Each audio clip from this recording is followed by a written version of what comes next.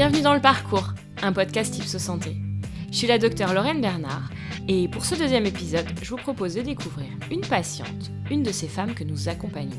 Kady a 42 ans et elle est originaire de Côte d'Ivoire. Dans ce podcast, on voulait alterner entre des moments collectifs avec les ateliers, comme dans le premier épisode, et puis des témoignages pour prendre le temps de rencontrer celle qui incarne le parcours. Je vous laisse donc avec Kady que Simon Rubin a rencontré. L'occasion pour elle de nous raconter son histoire, son départ de Côte d'Ivoire et comment le parcours a pu l'aider une fois en France. Attention, dans cet épisode, nous allons évoquer des sujets extrêmement sensibles et parfois violents. Il sera notamment question de violences sexuelles et de prostitution forcée. Vous écoutez Le Parcours, un podcast produit par Ipsos Santé. Épisode 2, Kady.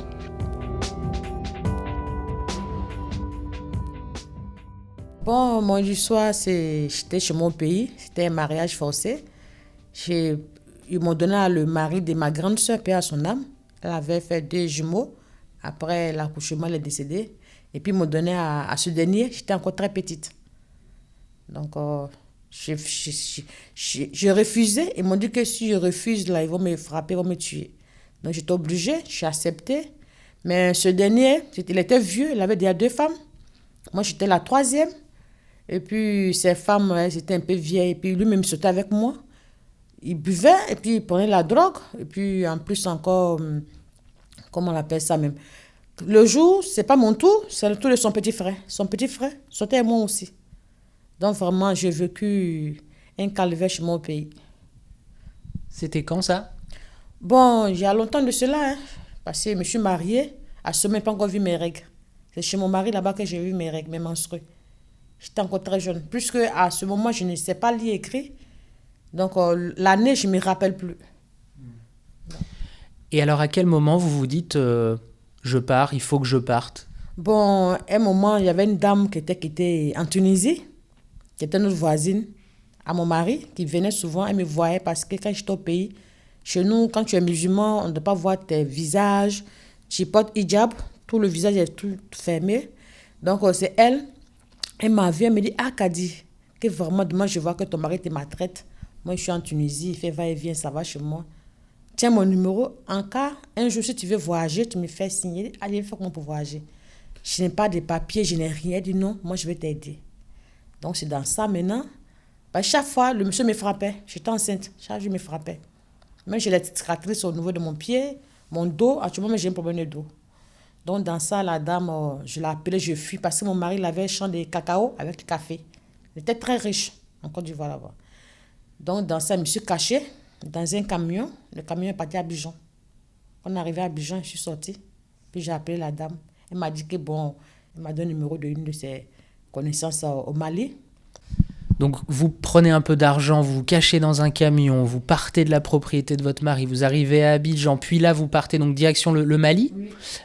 Et ensuite, vous traversez la Méditerranée. Enfin, vous remontez quand même encore un peu l'Afrique du Nord et vous traversez la mer, c'est ça? Oui, je suis arrivée au Mali, la dame m'a accueillie. Je n'étais pas la seule là-bas. Il y avait 3 filles, plus moi, c'était 4. Puis on est parti en Tunis. Oui. Quand on est arrivé en Tunis, là, j'ai pensé qu'elle m'a donné un papier. Je ne sais pas lire. Elle m'a donné un papier de signer. Ce papier-là, c'était pour dire que je dois travailler. Il va rembourser son argent. Donc, moi, je pensais que c'était un travail qu'on peut faire dans la maison, mais soit un restaurant, tout ça.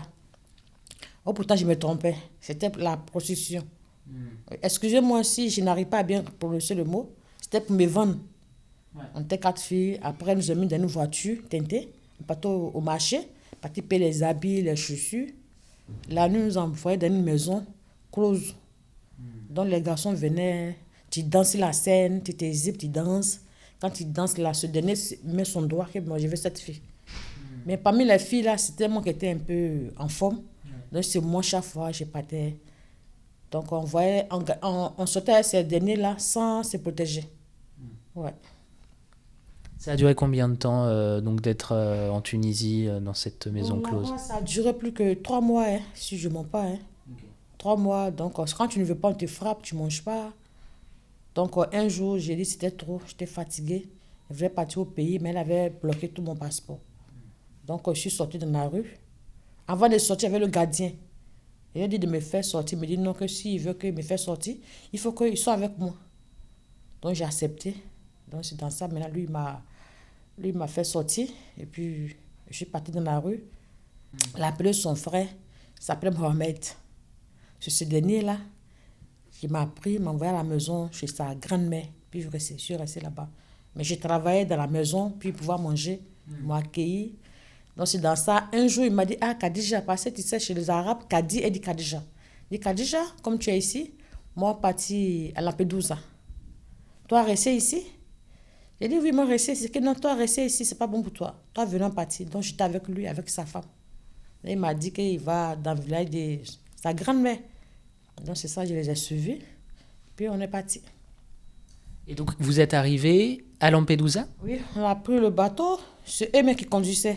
Okay. Donc on a pris, on est arrivé à Lampedusa. Lampedusa nous a départagés. Puisque moi, j'étais célibataire, lui, il était sa femme. Ils sont partis. Donc chacun a pris sa route. Oui, comment il fait pour rejoindre la France? Parce que j'avais de l'argent sur moi encore. Donc on est venu, on a pris le bus. Jusqu'à après, quand on voit la police, on descend un peu, on a marché dans les montagnes. D'accord. Ouais. Et donc vous avez réussi à éviter la police et vous êtes arrivé en France à ce moment-là, donc dans le sud de la France. On est arrivé en France. Maintenant, on a pris le train pour venir à Paris. J'ai appelé le 115. Ils m'ont demandé, madame, comment vous appelez? Il m'appelle madame Kone Kadi. Tu as quel âge? J'ai dit, à ce moment, j'avais 41 ans. Dieu merci, ils m'ont pris. Et après, vous avez rencontré le dispositif, le parcours, c'est ça? Oui, après ça, ils m'ont logé. Mon logé à Créteil. Il y a mon assistant social, vraiment qui était très gentil. Donc, quand je suis arrivée, elle m'a logé. On était 2 filles dans une chambre. Elle m'a demandé comment ça s'est passé, comme ça, j'ai tout expliqué. Mais j'ai dit, ah madame, excusez-moi, moi je vais partir à l'école. Je ne sais pas lire écrit. Et ça tombe bien. Et puis j'étais malade aussi. Donc avant, elle m'a envoyé à l'hôpital Saint-Pétrier. Ouais. J'étais là-bas, mais ils ne sont pas gentils avec moi. Puisque quand le médecin, j'avais rendez-vous avec lui, parce que j'ai hépatite B. Hépatite. Donc eux, ils ont dit que, mais madame connaît, mais vraiment désolée, hein. Hépatite là, le maladie là, c'est pour les Africains. Pourquoi tu n'es pas resté en Afrique, puis tu es venu en France ici? Vraiment, ça m'a fait mal, j'ai pleuré. Je n'ai pas pu faire de consultation et puis mon papier. Et puis je suis venue, c'est ça, j'ai expliqué à mon assistant social. Il m'a dit non, il ne faut pas aimer. Il ne faut pas que j'aille pleurer qu'elle va trouver notre hôpital, hôpital Bichat. Et donc là, vous êtes mise en contact avec l'équipe du parcours à l'hôpital Bichat, donc dans le nord de Paris. Et là, on va vous trouver des consultations pour votre hépatite, pour faire un peu le point. Vous allez participer aux ateliers collectifs. En fait, vous retrouvez de la stabilité, même un peu de sécurité. Ouais, vraiment, je me sens à l'aise en France. Je me sens très à l'aise. Et puis, je me sens aussi à l'aise aussi à l'hôpital ici, grâce à Marilyn. Parce que ce qu'elle disait que je ne sais pas aller, chaque fois quand j'ai des rendez-vous, c'est Madame Marilyn qui m'appelle, qui me dit, ah, Kadi, tu as rendez-vous tel jour, tel jour, tel jour. Et puis grâce à l'hôpital Bichat, il a dit merci encore, puis il a dit merci à la France. Grâce à ça, ils m'ont fait une opération de fibrome. Donc je suis très reconnaissante, je lui ai dit merci à la France. C'est votre nouveau chez vous, la France? Oui, la France est chez moi. Je ne peux pas partir encore ailleurs. La France est chez moi ici. C'est là que je vais mourir, c'est ici où m'enterrer. Et vous me disiez, donc vous avez pris des cours pour apprendre le français, pour lire, pour écrire? Oui, j'ai appris les cours. Ouais, je suis très contente. Maintenant, je sais lire un peu, je sais écrire mon nom. Je sais envoyer bonjour, bonsoir, coucou, comment tu vas? Vraiment, je suis très à l'aise. Je sais parler le français. Bon, je me débrouille un peu, mais ça va. Et alors, dans cette nouvelle vie, cette vie qui est un peu plus calme, qu'est-ce que vous faites? Je fais le cours encore de français. Encore quand je quitte à l'école, j'arrive à la maison, je me rince. Je prends une cigarette, je fume, je prépare ma nourriture, puis j'aime écouter la musique. Vous écoutez quoi comme musique? Bon, j'écoute la musique souvent, j'écoute Lara Fabian. Ouais, Lara Fabian, d'accord. Souvent, j'écoute Garou. Garou, ok. Souvent, j'écoute les chansons de la Côte d'Ivoire. Souvent aussi, c'est un peu ça. Bon, ce que je voulais dire, vraiment, je voulais dire merci à Madame Marilyn. Là, vous parlez de Marilyn. Hein. Marilyn, c'est la médiatrice en santé, c'est elle qui coordonne l'activité du parcours à l'hôpital Bichat. Et par exemple, c'est elle qui s'assure que vous soyez bien là pour vos rendez-vous. Ouais. Elle vous appelle, elle encadre en fait les patientes pour que tout le monde reste dans le parcours. Ouais. Mais rendez-vous, grâce à elle, je n'ai jamais raté de rendez-vous ici. Donc je lui remercie. Et puis, à mon ancienne assistante sociale, s'appelle Madame Gala, qui n'est plus encore... Quand j'ai eu mes papiers, elle n'était plus là-bas, mais elle aussi m'a aidé aussi pour avoir les cours de français, pour avoir les rendez-vous avec Madame Marilyn. Et puis, je faisais atelier ici. Oui, atelier, vraiment, ça me plaît parce que l'atelier, avec Monsieur André, et puis avec les luseuses, et puis avec atelier de maquillage. Alors oui, on peut en parler de ça. Donc avec André, c'était l'atelier musique. Donc vous chantiez. Les liseuses, donc c'est de la lecture. Les liseuses, c'est la lecture. Elle lit, parce que parmi nous, il y a d'autres qui ne savent pas lire. Donc elle lit histoire. Elle lit une histoire. Cette histoire. Et ça vous a apporté quoi, ces ateliers, justement? Bon, cet atelier, ça m'a apporté beaucoup de choses parce que grâce à cet atelier, j'ai croisé beaucoup de camarades des autres pays, autres nationalités. Et puis, ça m'a donné le moral encore plus parce que je suis une fille, je suis toujours seule. Parce que c'est qui est vécu chez mon pays, donc je suis toujours seule. Mais dans le groupe, c'est moi qui fais rire tout le monde parce que moi, j'aime danser. Ouais.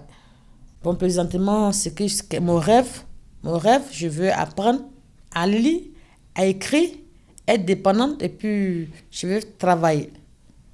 Oui. À travailler, je vais travailler soit avec les enfants, les surveiller, soit ménage ou bien comme une cuisine, peu importe. Quand vous regardez votre parcours, vous vous dites quoi? Aujourd'hui, quand je regarde mon parcours, je suis très fière de moi.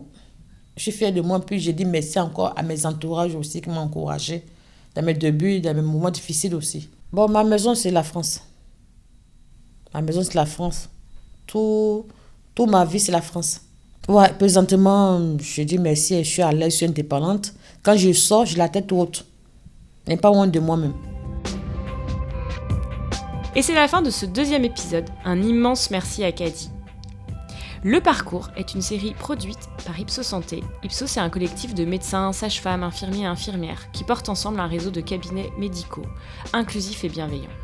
Cet épisode a été écrit par Lorraine Bernard et Simon Rubin. Si vous voulez en savoir plus sur le parcours, rendez-vous sur le site 1000parcours.org. Et nous, on se retrouve pour le 3e épisode. On ira découvrir un autre atelier collectif que j'anime à l'hôpital Bichat. C'est sur la santé sexuelle. À très vite!